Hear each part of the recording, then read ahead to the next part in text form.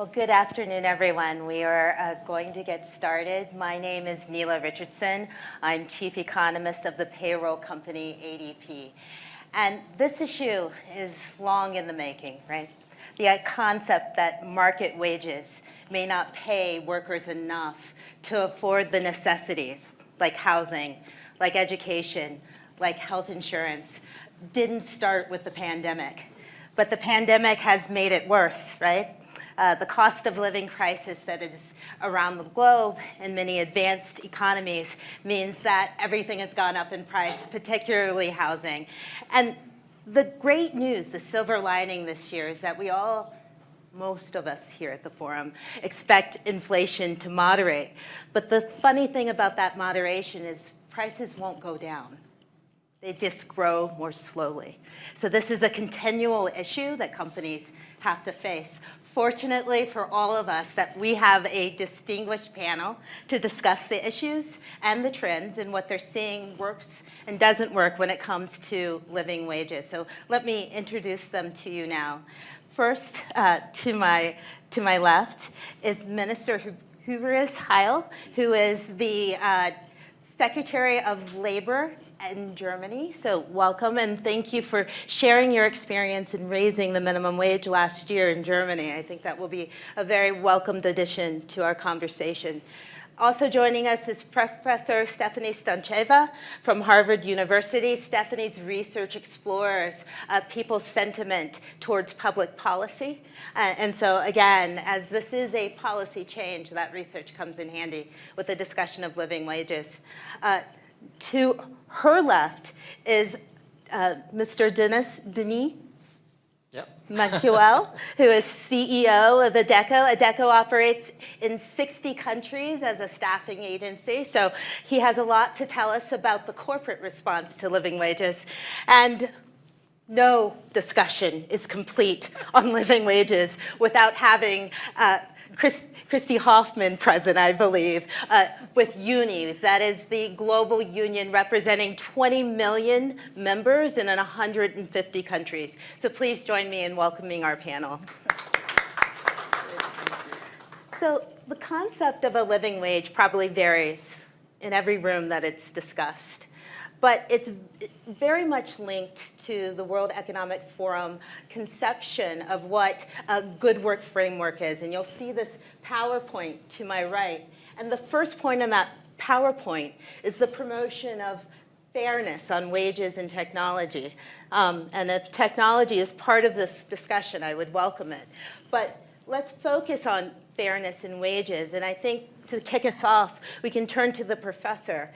And Professor, if you could kind of give us an overview about this concept of fairness tied to public policy and how people perceive what a living wage is. Great.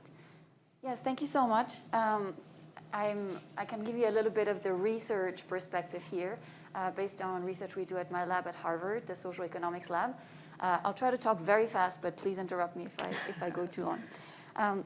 So the first thing is that, to me, the living wage is actually part of a much broader issue, which is that of good jobs. A lack of good jobs is one of the key issues we're facing right now, which are driven by two secular trends, globalization and technological change, and which are really hollowing out the middle class and standard of living. And you can see this in labor market polarization, in regional inequality, decline in job stability, increase in insecurity. And it creates this rift between people who can benefit from globalization and technological change, typically, digital elites in metropolitan areas, and those that are left behind.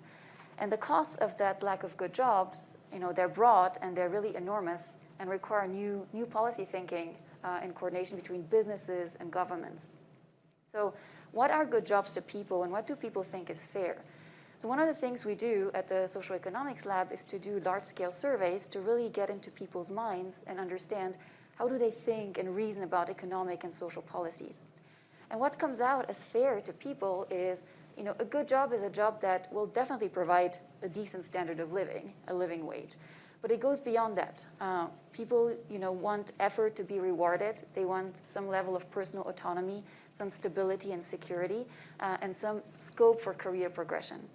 And many people think that their job is not as good as that of their parents at the same age, and that good jobs are not available to them where they live. And the costs of that lack of good jobs, of course, they're direct labor market costs on the workers affected, but it goes way beyond that. What research shows is that there's social costs in terms of breakdown of families and social capital, drug use, opioid use, crime. Also political costs, a rise in polarization, a rise in populism, and ethnocentric nationalistic tendencies. So the costs are really broad and really big if nothing is done against this. And what this really requires is a coordination between governments and businesses, because these costs are not necessarily taken into account by businesses when they choose to not create good jobs or to create good jobs. Of course, good firms do create good jobs, but typically, to a large extent, this is done for business purposes, not taking into account these broader social, economic, political costs. And this is where government intervention is needed to give the right incentives and to work sort of hand in hand with business. And in terms of what new policies are needed, perhaps the easiest way is to contrast this with what we have done, especially in rich countries over the last decades. The traditional welfare state really relies on two pillars. One is, you could call it pre-production stage, so that's education, training policies to really get people into the labor market. And the other, let's call it redistribution, is transfers for pensions and social insurance for risks like unemployment, illness, disability. And largely, focusing on these two makes a lot of sense. And the third pillar, which is the production stage, was really left aside. The production stage was very much there to foster productivity, innovation, and growth, but not really thinking about social policies or inequality. And this separation between social economic policies, those that reduce inequality and insecurity on the one hand, those that foster productivity, innovation, and growth on the other, makes a lot of sense when good jobs are available to everyone. But it doesn't make a sense today when globalization and technological change are hollowing out the middle. So we really need social policies that look more like the economic productivity innovation policies and vice versa. So we really need to merge the productivity and the inequality agendas together. And just very briefly, in terms of concrete policy directions at a very high level, given the lack of time. Why don't we pause there sure. in terms of policy directions, because I would love to bring the other panelists in on the roadmap that you've laid out here. And it's a roadmap that leads to, starts with good jobs and a living wage, and almost an equation between those two, equating those two things, which could be controversial. But it ends with, if it's not done, the social ramifications and the political cost. So we're going to unpack that perspective, starting with you, Minister, on the political ramifications. And the first question I had for you, as you instituted this 15% increase in the minimum wage in Germany last year, was a really simple one. Why now? What was the impetus for that increase? Okay, Nila, ladies and gentlemen, it's a good start for my debate, because it's about the political and the economic costs about bad wages. And I'm very happy that on the World Economic Forum we are discussing the social dimension, because it's not just a question of respect and stability of democracies. It's also a question of stabilizing economies. And that's very important. In fact, what is the aim of this debate? And I think the sentence has to be, if you work all day, you should be able to make a living. It's an easy sentence. It's hardly done, because many workers in global supply chains do not make living wages, or they often work in a difficult environment and have long working hours. As a matter of fact, industrialized countries benefit from supply chains. So I firmly believe that we have a duty. We must work towards living wages around the world, not just in our country. But how? That's the important question. For example, through our partnerships between developing countries as part of our developing corporations, and we can promote decent pay. Moreover, we can start and implement joint initiatives at a multilateral level. Global standards are also important. These standards are developed by the International Labour Organization in Geneva and its members. An important example of such is the standard of ILO Convention 131. It deals with minimum wages fixing. I plan to ratify this convention in Germany during the last periods. Let me talk about 3 levels. In Germany, the launching of the minimum wage was heavily discussed about 10 years because we came from a different tradition. We had a tradition of strong social partnership in our so-called social economy, social market economy. And at the beginning of the 90s, before or in the end of the 80s in Germany, the collective bargaining was very strong, over 80–90% for companies and for employers. But it got step by step weaker, especially in the service sector. And that's why we launched a regulation for minimum wage in 2015. And I raised it in the last year to 12 euro. Why 12 euro? Because in the European debate, and we have now a European directive for the member states, the idea is that a living minimum wage should be 60% of the median income of an economy. And 12 euro in Germany is 60% of the medium. But let me add 2 other ideas. A minimum wage is still a minimum wage, is a minimum wage. And I think we have to talk about strengthening once again collective bargaining, because it's not the duty of the state to set wages. It's a question of how we can deal between workers and companies and trade unions and association of companies. And that's not just important for the question of wage setting.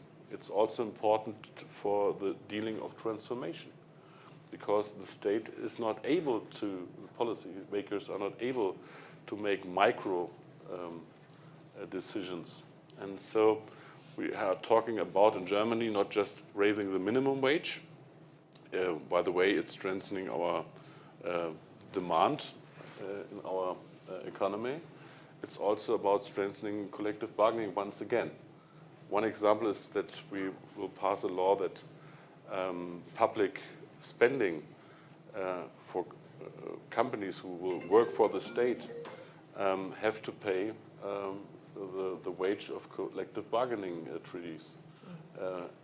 Not a race to the bottom, but race a little bit higher. Second idea, it's not just about minimum wages and collective bargaining, it's also about reskilling and upskilling. Because, as you mentioned, there's a deep transition driven by decarbonization, driven by digital change, driven by demography. Germany, we are not too old at the workforce, but a little bit too young. We have a highest rate of employment we ever had in Germany, and we have a lack of skilled workers.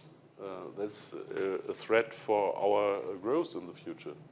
And that's why we're passing a reskilling and upskilling strategy. And there has to be measures in the companies and even by the states to become a reskilling and upskilling nation. This is our aim, because this is a question of dignity, that people can work and have a living wage.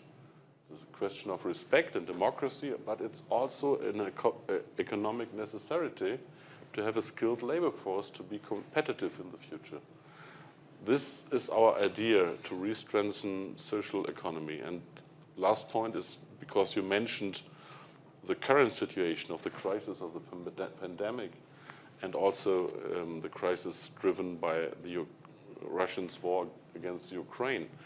The funny thing is that our labor market is very stable. In fact, we used a little public money for short-time work schemes, and it helped to stabilize our economy and our labor market. There is no tsunami on the German labor market.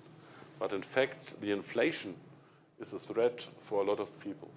And that's why we need step-by-step strengthening collective bargaining to find a fair wage and to have stable societies as good economic views. But once again, coming to the first point, it's not just a debate for a nation, it's not just a debate for a European Union. I think it's time to discuss this on a global level, because we are talking about supply chains. And I'm deeply convinced in this time where globalization has to be free and not decoupled, we have to find a fairer way of globalization, and we have to care. Companies and states have to care about supply chains, because the current situation shows us that supply chains can break. And my thesis is that fair supply chains with fair wages in other parts of the world are more stable than the other ones. And that's why we are passing also a law in Germany for due diligence for companies in global supply chains. And we're also talking about a European framework for due diligence law. It's not just the old-fashioned we should, but we have to, I think. This is lessons learned of the crisis, and it's necessary for the future. That's great.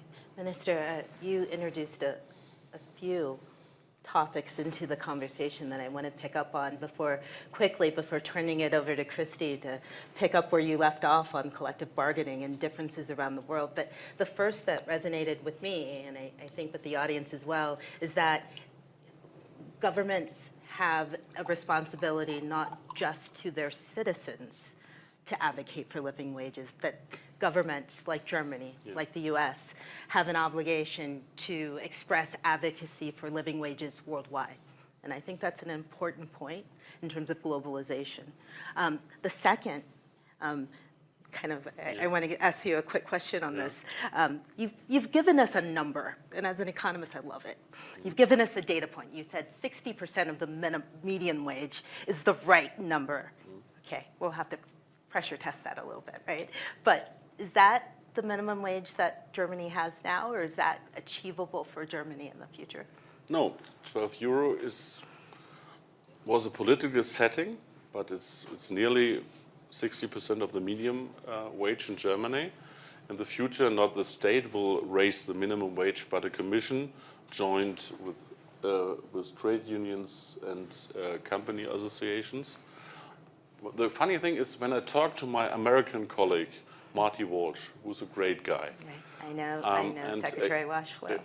Former mayor of Boston, Democrat, and I think the United States are a good example that the question of dignity and respect for people who drive an economy, and in the times of pandemic we call them heroes of today and for all days, and they get applause.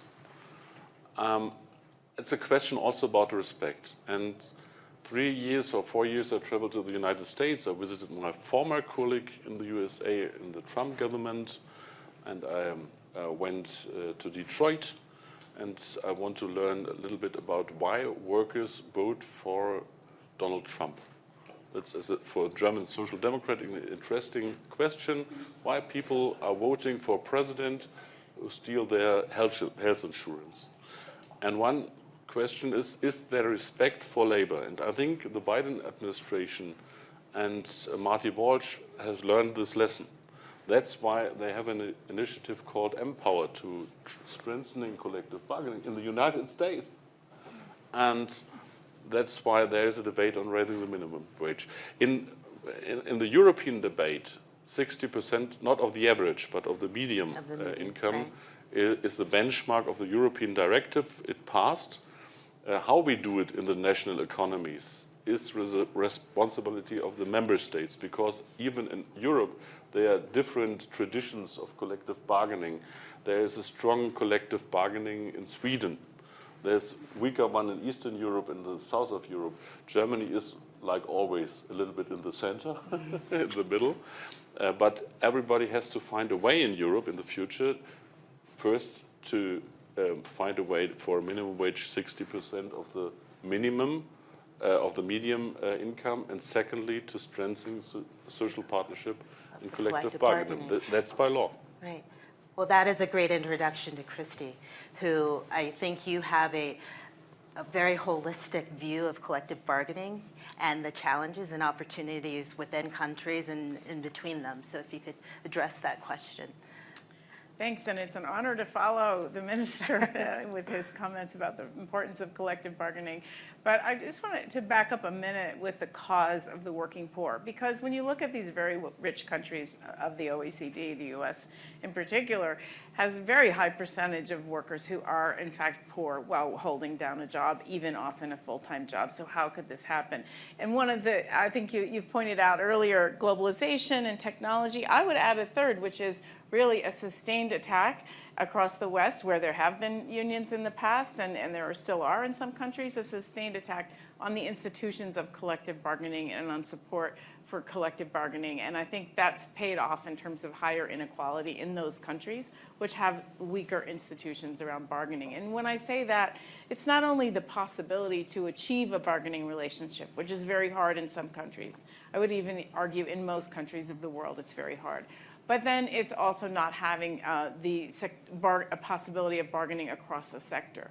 And when we look at living wages in much of the value chain, we talk about these outsourced industries. If we just look at garment production, for example, where you have millions of workers, 4 million workers in Bangladesh producing garments, they need a sectoral living wage, because to negotiate one factory at a time, we need these structures and these institutions that actually produce, make that possible. And often that's illegal, let alone, facilitated. I think that's an important role that government can play to help bring especially again, when I think about this outsourced and the globalization, the production, not only of products, but also, let's say, call centers, where there's millions of workers in the Philippines, or security guards and cleaners and so on. So the sectoral part is really important.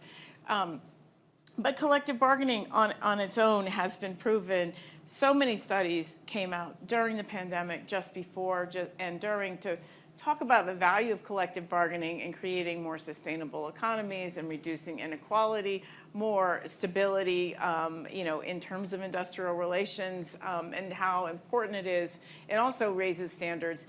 And when you get to the question of what is a living wage, I think the European Union has chosen to benchmark it against other wages in the country, which isn't really about, is this enough to live on with dignity? It is like, you should at least be making half of what most other people make.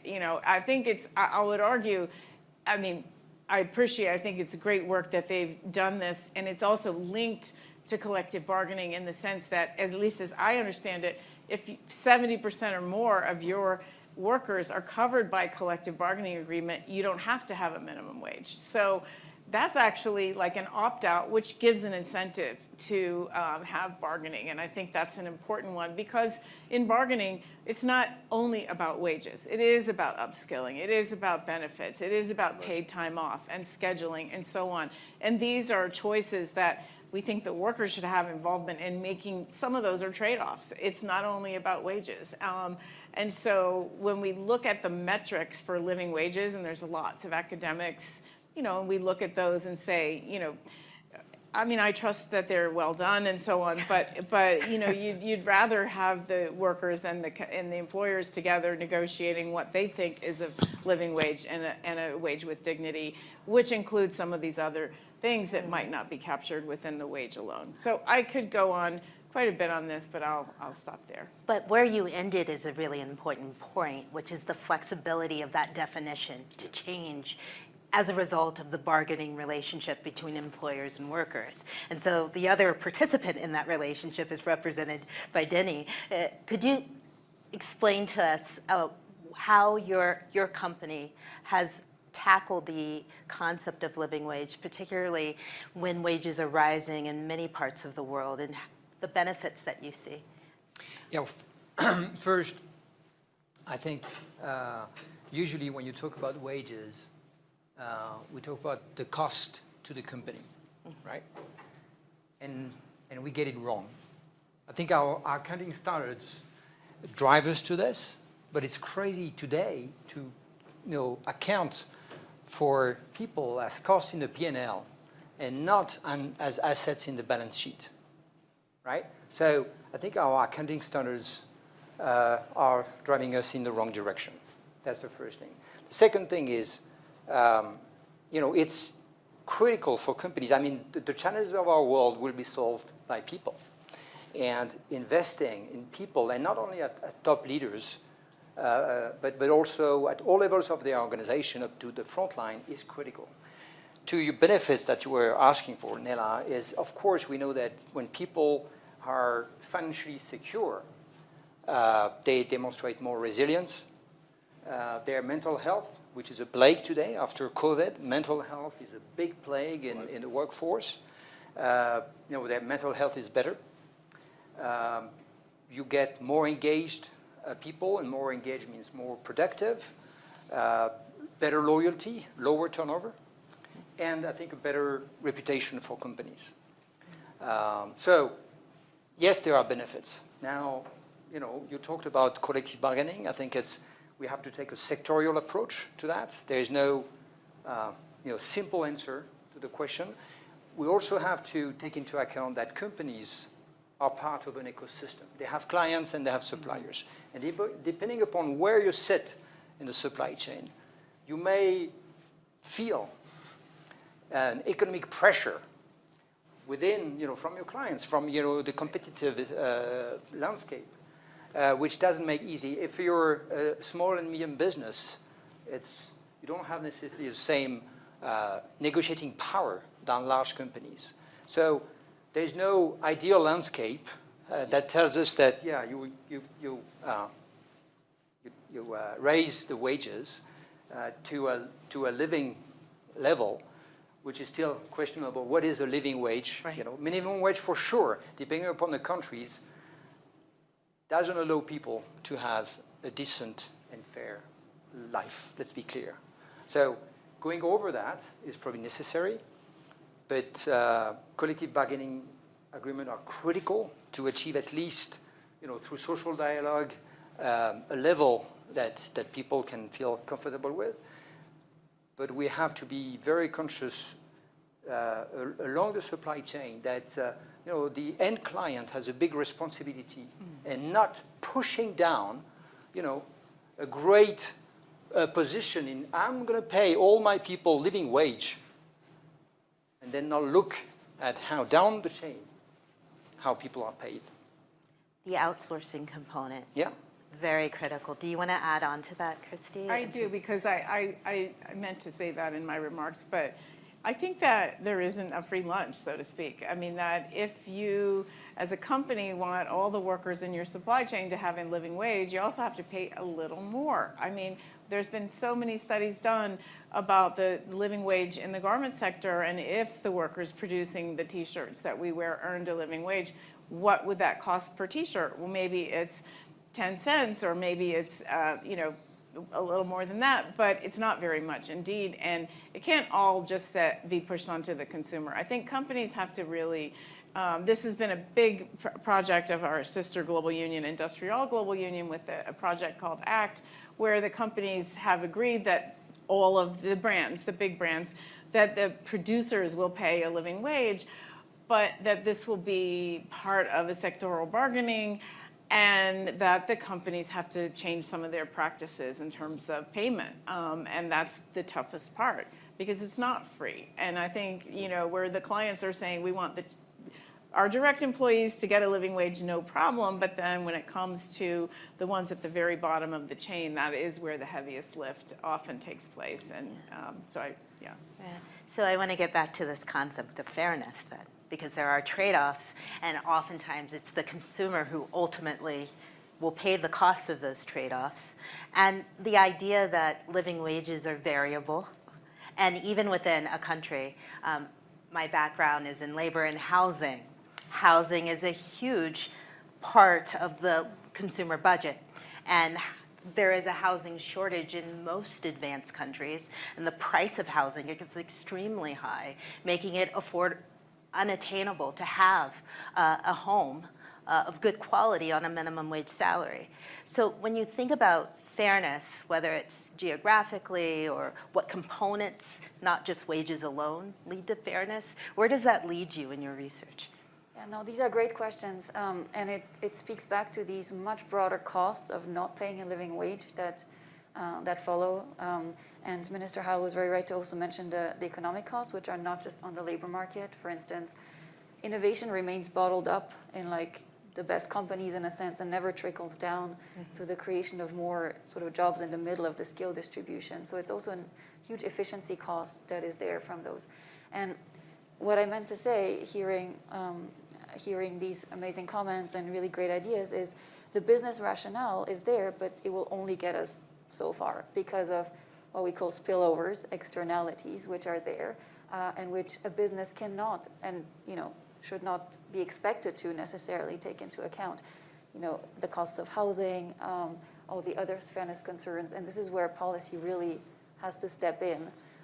And the approach shouldn't be the sort of old, perhaps top-down prescriptive approach, but rather a much more collaborative, iterative one with businesses. And I think the sort of key policy areas, which are also the ones that we actually proposed in a report commissioned by Emmanuel Macron in France, was one, active labor market policies, which are in conjunction with employers, with this quid pro quo. Like, employers need a qualified, trained workforce, but society needs good jobs provided in exchange. The other is business and regional policies that are specifically conditional on creation of good jobs. Third is innovation policies, which are not just labor destroying, in a sense, as is often the case, but actually incentivize labor augmenting, labor-friendly innovations. And the fourth, which Christy alluded to, and also the other presenters as well, is international standards, actually, on trade policy, for instance, which may sound a bit strange initially, but something has to be done against this almost social dumping that kind of brings down labor and social standards in some countries. And we have examples of that. The World Trade Organization puts many standards in place. So it's only a step away to think of also imposing some labor and social standards. So these are sort of the big, I think, policy areas that can be addressed. I think social dumping has Minister Heil's name written on it in terms of your introductory comments about the role of countries globally to be supportive of living wages, not the social dumping part, but the actual reverse of that, to really increase social standards. I want to stick with you for that, and I also want to ask you about these other components of the living wage structure, like skilling and reskilling, because the fact is there are jobs, you can call them bad jobs as the antithesis of the good jobs, that people need to do. We need people to do these jobs, bad jobs. And there was a time where immigration into the US, the pathway to the jobs market was in bad jobs that led to social mobility over time. Maybe not in the current generation, but hopefully in the second generation. Those bad jobs provided a pathway to citizenship. So as we're talking about reskilling and skilling upwards for the jobs of tomorrow that can embrace technology, what about the jobs that we still need as a society to do, and how do we make sure that we have the wages that can support living a good standard of life? Let me be very frank and outspoken.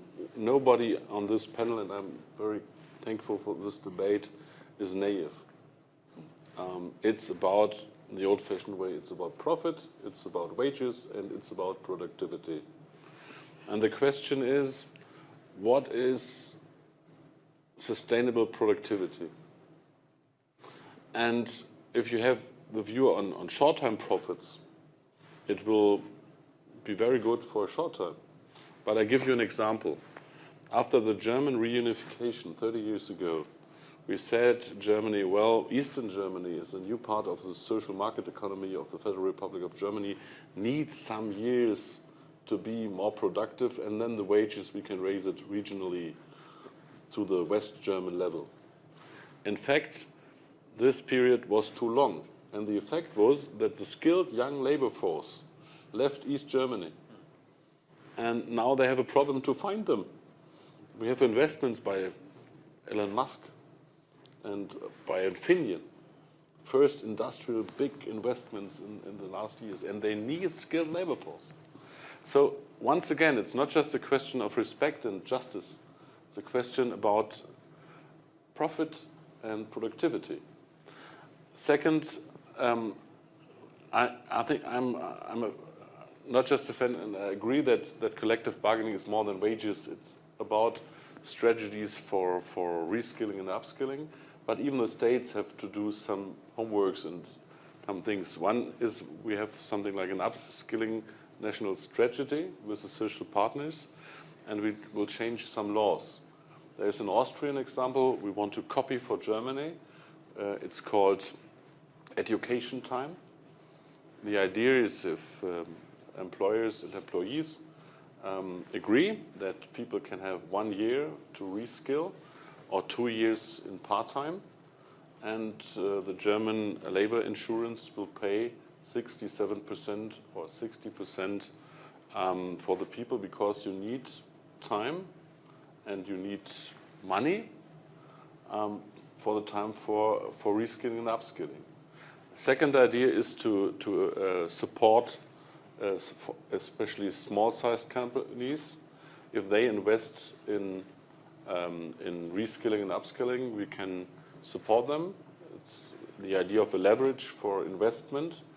We also have the idea of a network, regional networks of small-sized companies and bigger ones for reskilling and upskilling. In fact, we have to be very, very clear with a view on several sectors. And in fact, you use the word bad jobs. Yeah, I did that provocatively. I know. And now I'm provoked. There is no bad legal job. There are bad circumstances, bad wages. And we have to talk about the question, and I think this is lessons learned from the corona pandemic once again, that these people working in these hard jobs are keeping our society and our economy alive. And because of this, we don't have to just have a talk about this. We have to have respect. And reskilling and upskilling is not just about reskilling everyone to an academic. It's also about vocational training. And it's not telling anybody, excuse me, to become a magister, professor, whatever. But it's about the question how to secure your employability because of the new necessities. And it's about chances. Last but not least, it's once again about productivity. And the biggest problem I mentioned in Germany on this question is not the industrial base. The big industrial companies in Germany, like in my home region, Volkswagen, have strong collective bargaining, strong worker council. There's checks and balances for negotiation. Male jobs in the industry is not our problem. Service sector, female jobs is our issue. We're talking about healthcare, we're talking about care jobs, talking about cleaning jobs. If we go today in our hotels back here in Davos, who cleaned our chamber? Right. And what is our respect for them? To give them €5 or dollars as a tip or as a right? And this is very important, especially for companies which have a demographic problem. Last but not least, it's also about skilled migration. This is a necessity for our country, additional to reskilling and upskilling and to rising the female participation in work in Germany, and to be healthy, as you mentioned, even physically healthy to the retire time. It's also about demographic changes. We need skilled migration. And the question is how to deal with fair wages, because nobody will come to my country if there are not fair wages for them. And to amplify your point of the number of people making minimum or less in the United States, there's double the percentage of women as there are for men. So this is a gender equity issue, living wages as well. And part of living wages is affordable child care, We know that the care economy was decimated during the pandemic, so you see the spiral. But I want to get to the cost, Denis, because there is a sense that if you lower the bottom, you see this wage compression between your bottom paid, lower paid employees, your middle paid, your upper paid. Does raising the wages at the bottom of your pay distribution at all affect the medium and top pay earners? And what are the costs? If you could walk us through what that looks like for you in terms of your workforce. Well, is there a knock-on effect of improving, the wages at the lower level of the pyramid? Yes, progressively. I don't think it's massive. But again, if we consider people as cost and not as assets, we get it wrong. I know that the accounting standards are driving us to that, but it's a wrong aspect. And I just want to highlight one thing because we don't have much time. But we are entering into, or more or less, we are in a recession. And it seems for the moment that it's a job-full recession. And if companies do not think about people as assets and invest and go into the pattern of hire, fire, right, which has been a traditional pattern, they will enter into trouble. I think it's time. Nobody knows how deep the recession is and how long it's going to be, and it differs from countries. But we really have, and it's all a question of wages, right? If you see wages as an investment and you see people as an investment, that you have to consider, the way you manage your negotiations in a different way. And I think because we are entering into troubled waters, I would urge companies to be very mindful about how they adjust their workforce and keep the talent and redeploy the talent. You were talking about upskilling and reskilling. We know talent scarcity is there. And redeploying talent, even with when you have higher wages, you are, in a way, incentivized into ensuring that they are productive. So you put them into better jobs, and maybe you automatize what you talked about, the sort of so-called bad jobs. So as we wrap up what I think has been a very compelling conversation, I think there is an agreement on the panel that collective bargaining is part of the solution. I would like for you to all give me very briefly, because we have 2 minutes and 20 seconds and counting left, your thoughts about what is the one other thing, other than collective bargaining, that the global community can help do to help ensure that we keep our eye on the ball of living wages and that we adjust it appropriately for inflation. It's not a one and done concept. So starting with you, Christy, what's your second The one solution? other thing besides collective bargaining, I think there's a lot of things we could do to support collective bargaining. I think that might there be should the be minimum wages should be living wages. I think that's a big gap that we see in many countries. If when you look at the U.S. minimum wage of $7, a minimum wage is closer to 20, the living wage. So that is one important thing, is that government should establish minimum wages that are living wages.